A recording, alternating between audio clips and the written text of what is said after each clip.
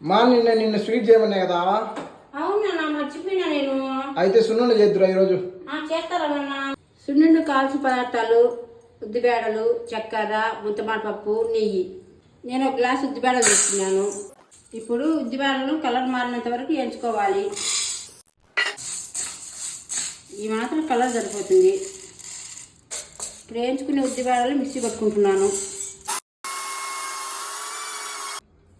బాగా మెత్తగా అయినంత వరకు మిక్సీ పట్టినాను.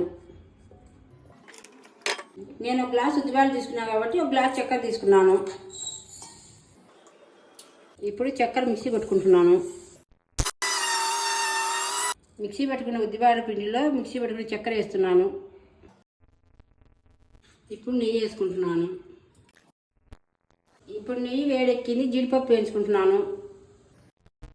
ఉద్దిబేడలు చక్కెర పిండిలో నెయ్యిలో వేయించుకున్న జీడిపప్పు నెయ్యితో సహా వేసుకుంటున్నాను. ఇప్పుడు బాగా కలుపుకుంటున్నాను.